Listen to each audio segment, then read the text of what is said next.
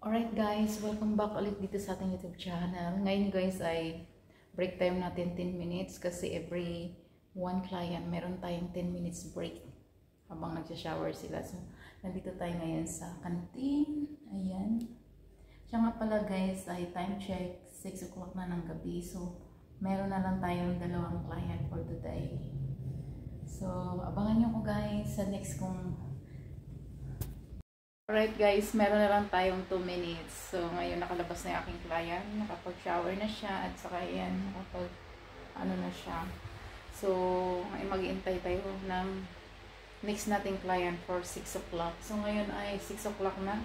Ayan, every hour meron akong client. Pero meron kaming tinitira, badly ano lang siya, 50 minutes every client. Kasi nagtitira ako ng 10 minutes para shower at mag-change ako ng bedsheet, ganon, disposable ba. So kasama na rin yung ating pag-relax. So ayan yung ating araw-araw na ginagawa dito, Monday to Friday. So bukas nga pala guys is Friday na ano. So samahan niyo ako sa ating kwento. Alright guys, tapos ng ating duty ngayon. So uwi na tayo ng bahay. So yun ngayon guys, cancel nga pala yung huling client ko ng alas 8. Kailangan siyempre nagmuni-muni muna tayo dito guys sa bangko. Kaya ngayon pa lang tayo aalis. So, ayusin na natin itong ating mga dadalhin. Dahil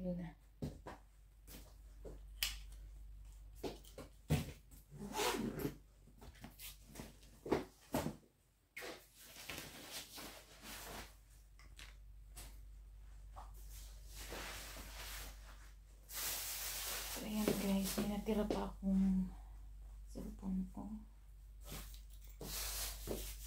Ayun, wala na tayong naiwan, no?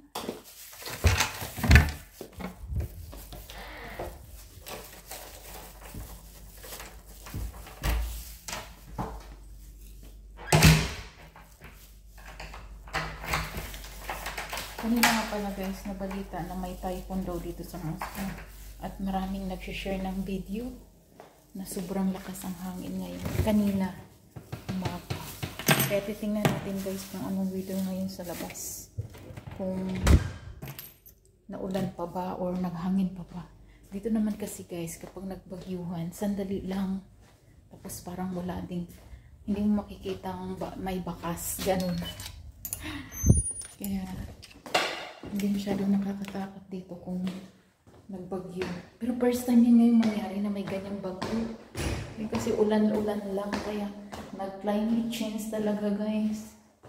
Tingnan natin kung ano. Kasi marami akong kaibigan sa Facebook na mga nag-share sila ng mga video kanina ng lakas ng hangin talaga guys.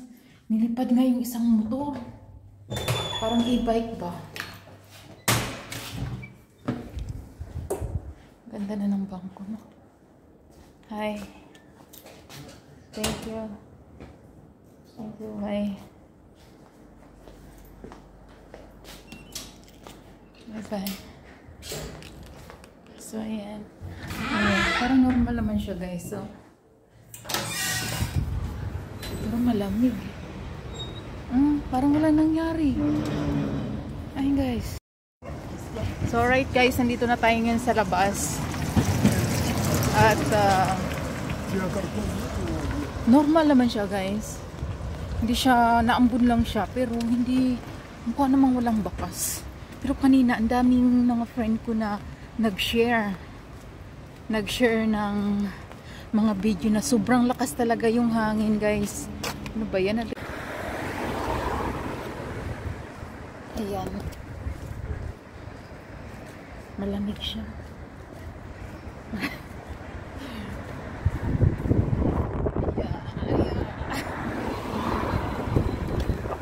Kahit tayo magpayong kasi hindi naman siya matakas yung ulan. Hindi na tayo magpayong. Tigas kasi nung tigas. Lakas ng hangin, masisira yung payong ko.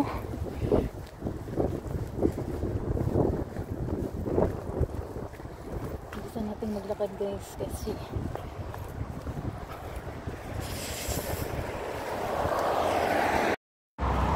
guys, naglalakad pa rin tayo.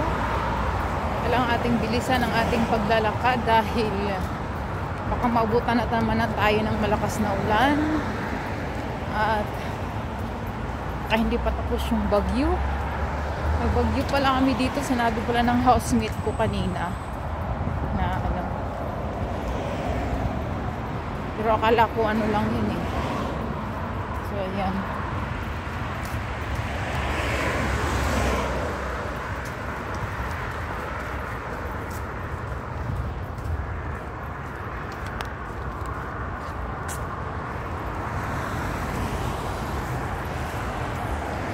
Lakad lang tayo.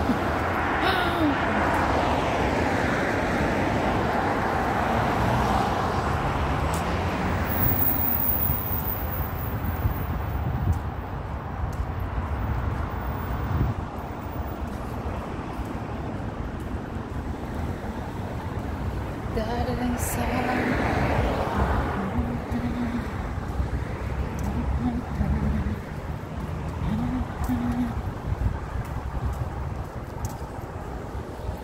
hindi pa magalaw yung aking camera guys, pero magalaw siya ano kasi wala itong ano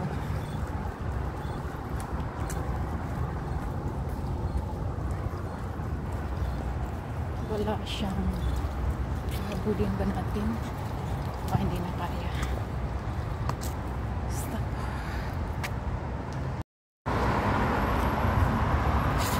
Ano tayo eh wala tayong tahilong mag-green.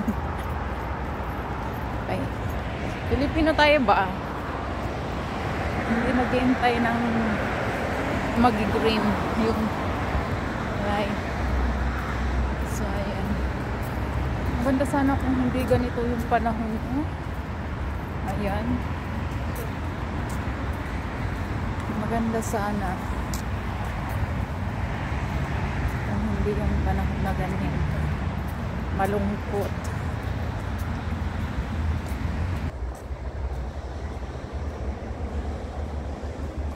Alright guys, ayan na ang ating panahon ngayon. So, thank you sa mga nanonood. At ayan, nandito tayo ngayon sa Kibskaya Tulay.